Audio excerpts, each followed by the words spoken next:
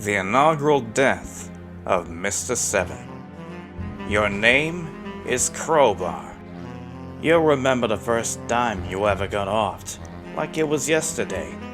But then you tend to remember damn near everything like it was yesterday. And when a fella wets his bill on time travel as much as you, yesterday's when damn near everything literally took place. But that's beside the point.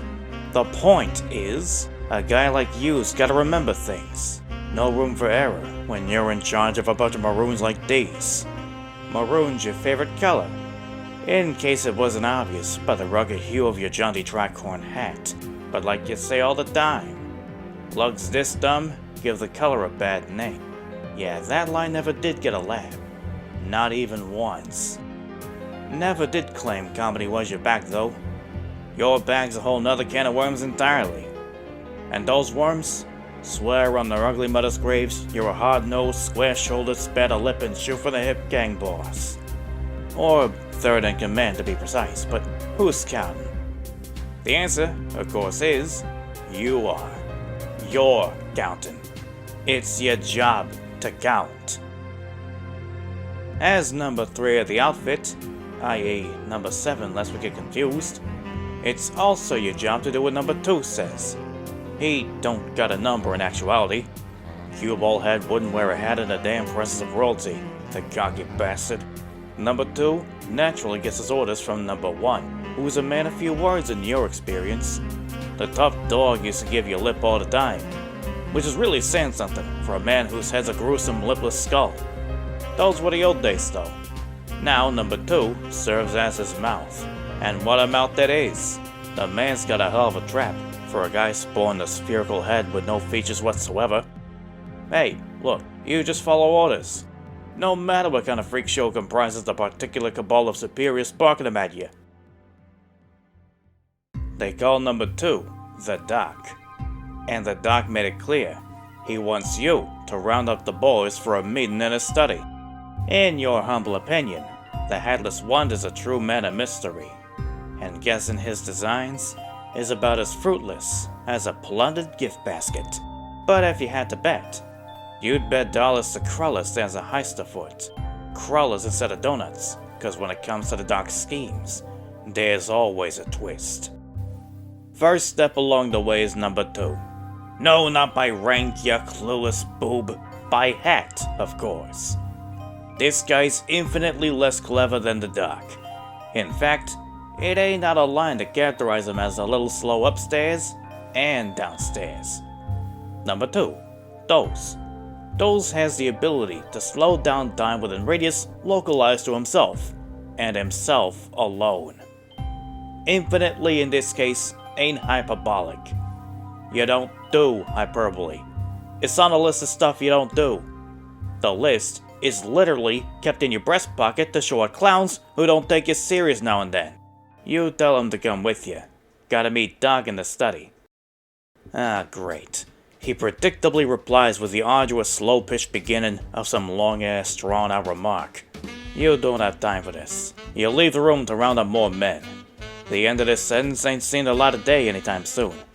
Who's next? Ah, excellent. Someone else is approaching. Saves you the trouble of rooting them out. And yeah, it's you. Just what you needed. Time shenanigans. Looks like past you or future you or whoever is leading Sawbuck somewhere. Number 7, Crowbar. In charge mostly, wields a crowbar. Number 10, Sawbuck. Don't worry about it. You'll get to him later. You know what? Whatever, man. You're not even gonna ask. It never pays to indulge in the time shenanigans. That's what you say. No one listens though. Other you's got a question though. You say shoot. He's wondering if Doze in there has finished his sentence yet. You say not even close, my friend. He's only just begun letting words spill out of his dumb, sluggish maw. He says, God fucking damn it. You say, you feel his pain, brother. You and he soldier on in your respective directions. You give the door a firm rap or two with your trusty crowbar and let yourself into the oh good God! You avert your eyes and clear your throat. You try to visualize something else. A suit you need to remember to bring by for tailoring. The lukewarm cup of joe you didn't finish this morning, sitting on your desk and... Nope, the damage is done. You can't unsee it. Number 4, Clover is extremely lucky. Listen, you ain't no Puritan Pete. What 2 concerned adult men get up to behind closed doors is their own damn business. You just wish Clover wouldn't work his frisky little dance numbers behind so many of the closed doors in this mansion. Part of you wonders what charm the little guy was soliciting Itchy with. Horseshoes? Balloons? No, wait, you don't care. Train of thought cancelled. They're all wrong for balloons anyway. Trust you, it wouldn't work out. You told the men to quit the fancy footwork. There's business with the dock. Sure, boss. After you. Squeaks the lucky runt. Luck's always on his side, you should mention. Little bastard's as lucky as one gets. And sure seems he's one to get lucky a lot, if you catch your drift. Itchy, as usual, makes it his business to be a rash in your backside. The attitude on this guy says he's in no particular hurry. We'll be along as soon as he's done with this, what is that? 10,000 pieces? Come on, guy! Number 1. Itchy is extremely fast. You say with a giddy-up he's got, that puzzle should take him just shy of no time flat. And he knows it. He's real fast, see? Itchy says he ain't in a hurrying mood, wants to relax, take his sweet time with it. Is he kidding you? This jabroni's barely even trying. No, it doesn't go there. No, you say the horse butt goes behind the animal. Not like hovered in front of his face, you stupid piece of shit. The guy keeps at it anyway. You know what? Let the baby have his bottle. You're out of here. You went to the boutique of the gang's in-house tailor. Any mug in the biz you're in knows a good tailor's a must. The name's Stitch, and the man's a miracle worker with a needle and thread. Number 9. Stitch, a damn good tailor. Looks to be patching up a head wound on some dope's recent injury. You say, what happened here? No unauthorized shenanigans, you hope? He asks, are any shenanigans authorized? You say, hell no. He gives you a curt nod. Always refreshing to be in the company of men who don't con the nonsense. He says don't worry about it. He'll be along once he finishes up here. Good enough for you. You leave without a word. Here's where Die holds up. Seems he ain't in the company at the moment. For half a second, you contemplate respecting the guy's privacy. You spend the other half of the second kicking down his door. Just what in the fresh gobsmacking fuck is going on in here? Is the out loud thing you wonder. What's he doing cooped up with all the live poultry? Die doesn't say a word. Deer in headlights with this guy when you catch him in the act. There's always an act to catch him in, and he never don't get caught. Man's like a deer, stuck in the high beams of a parked ass car. You say never mind. Forget you asked. He starts off with his mumbling suddenly. Oh, now he's got something to say. What's that, pal? Can't hear a word you're saying. You said speak up. Look, put the chicken down. You said put it down. That's it. You've had it. You're sick of this shit. How about a taste of the mean end of your crowbar? Both ends on the mean end. He pulls his little doll on you. You gasp. You're not much for sarcasm, but yeah, the gasp was sarcastic. Number 6. Die. Plays with dolls. Couldn't help it. It's a mighty potent juju he's got there for sure.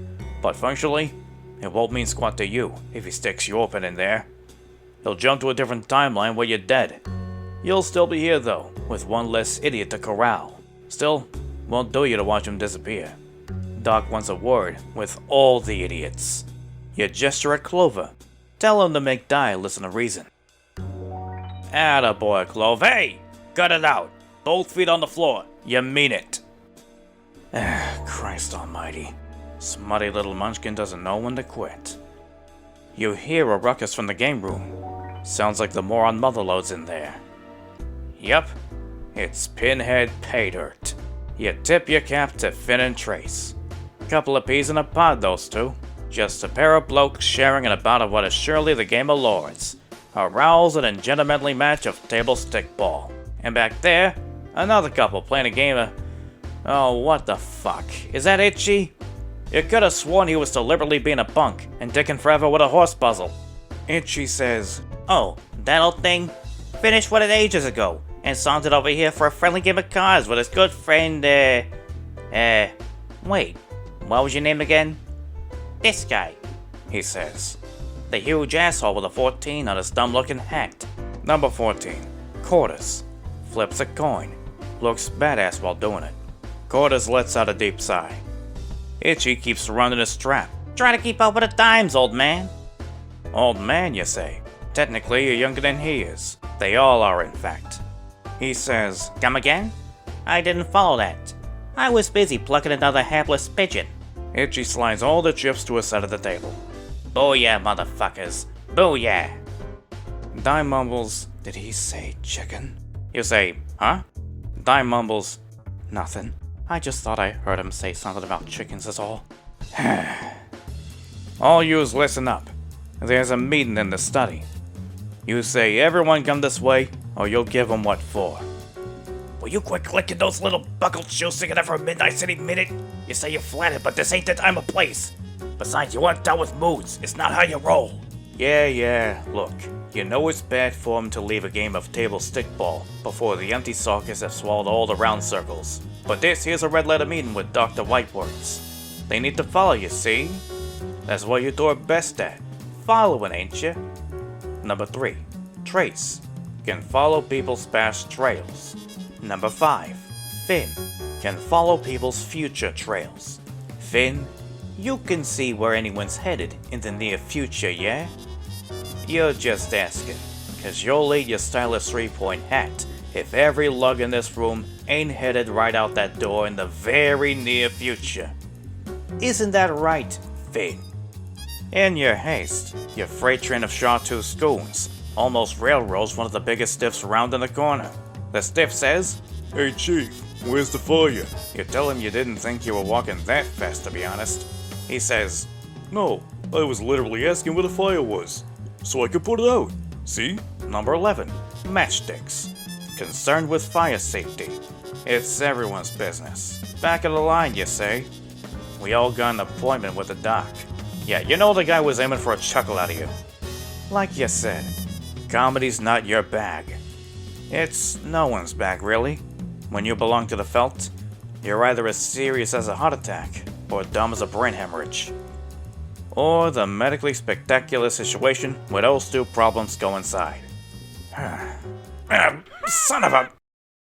Number 10. Sawbuck. Again, don't worry about it. You'll hit him up later.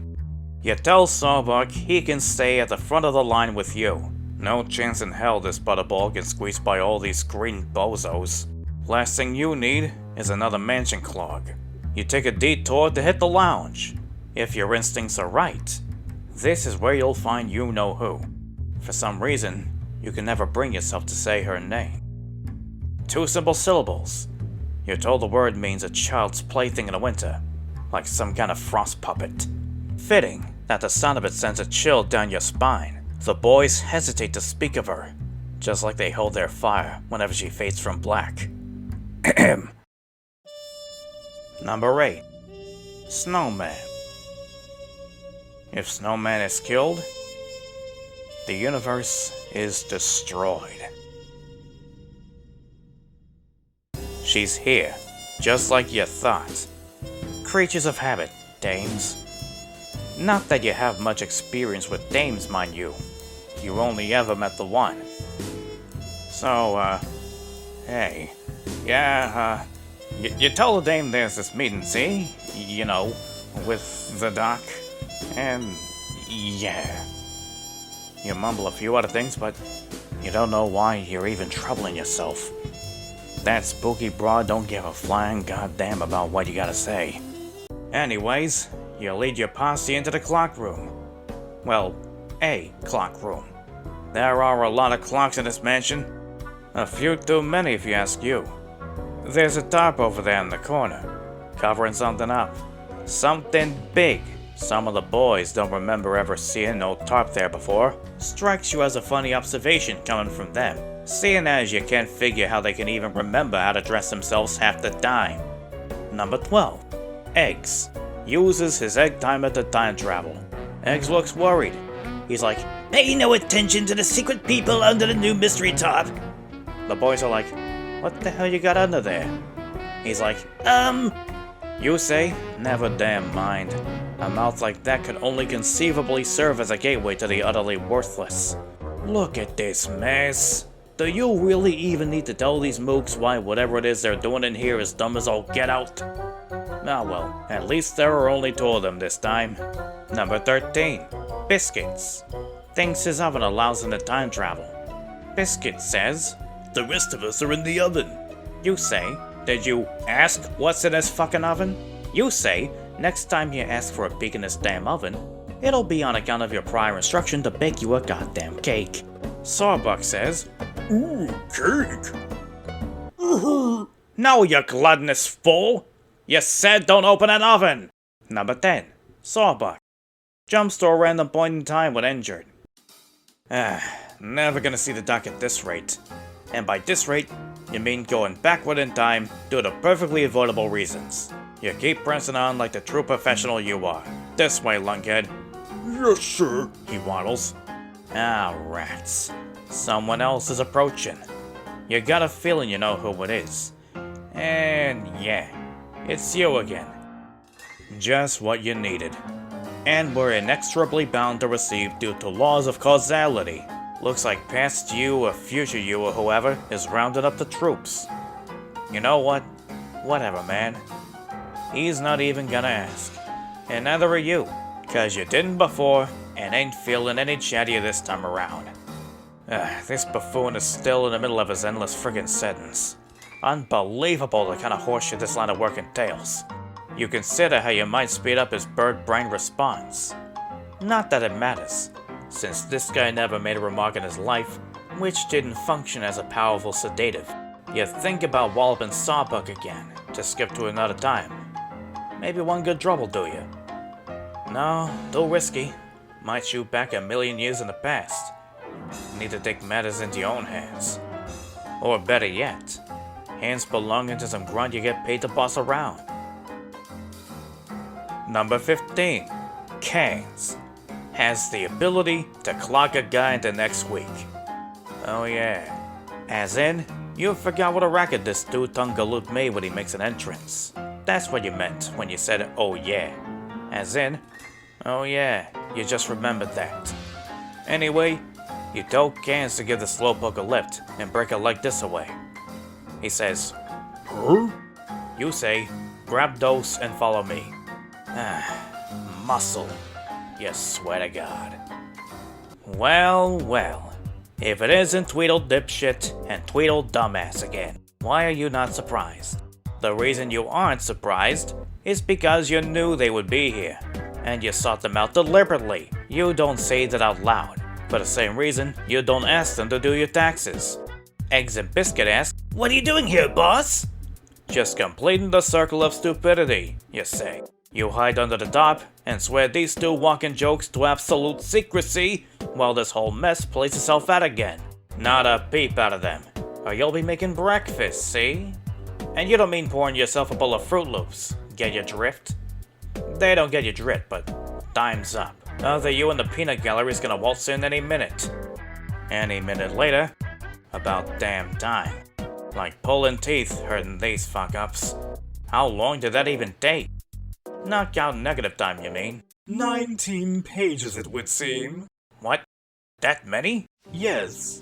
Seems like a lot. Well, there are nearly that many members to gather.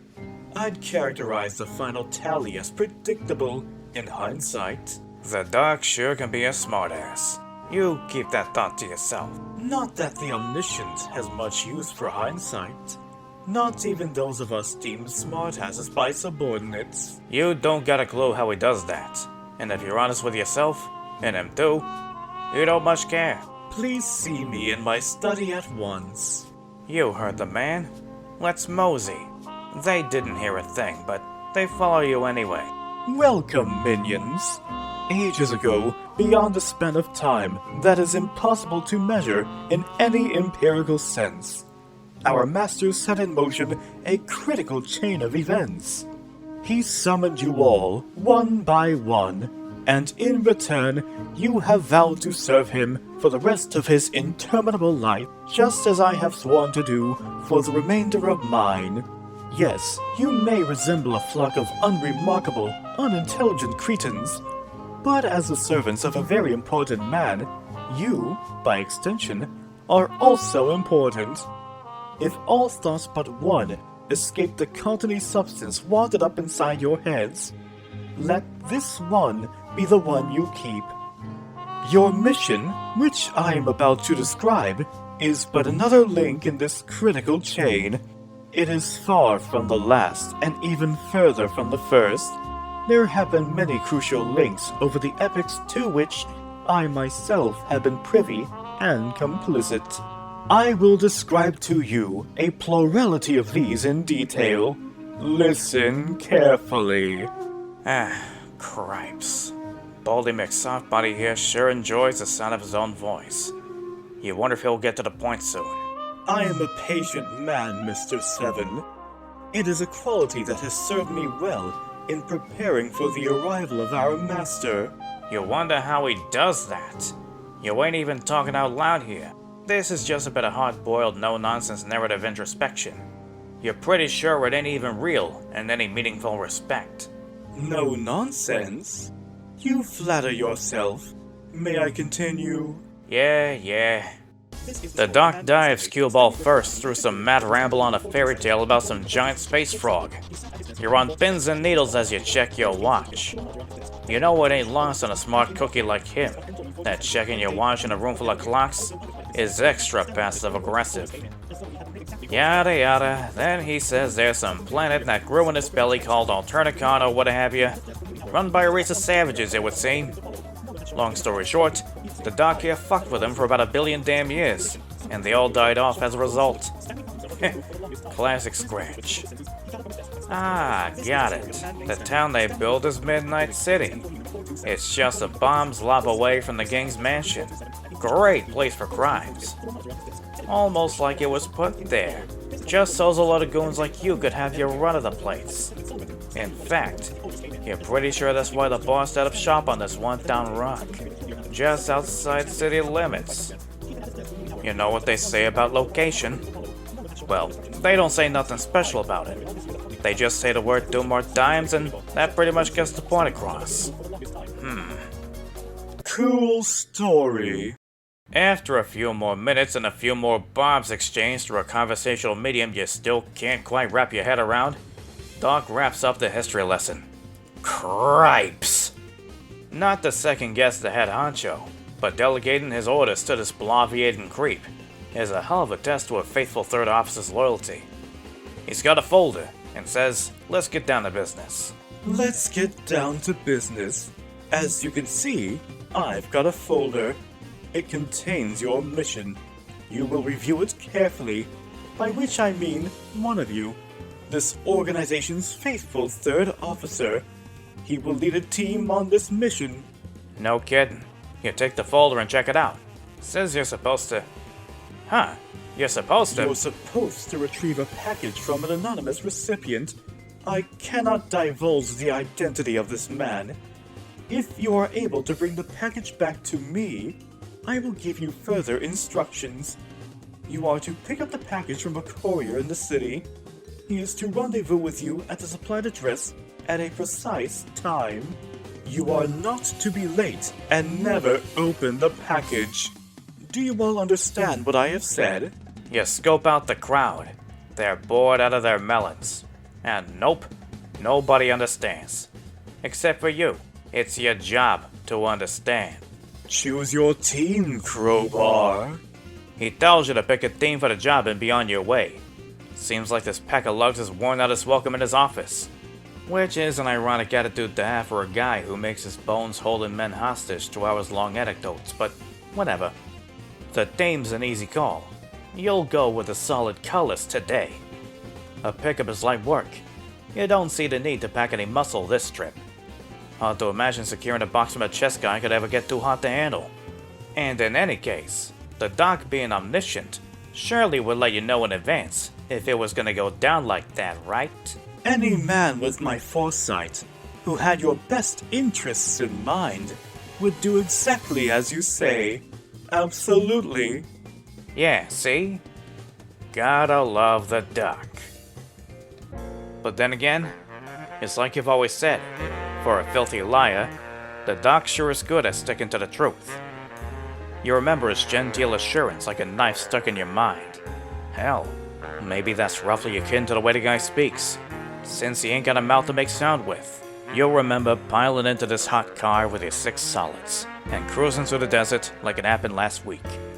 Hell, when you wet your whistle on time travel as much as you, maybe it even did. And the first time you got offed, you'll remember that like it was yesterday. Less than yesterday even, because that's what you do. Remember things. You'll remember the first time you laid eyes on the Midnight City skyline. You remember your first kiss. And you remember that fateful night, plain as day. The night you first met a man named Spade Slick.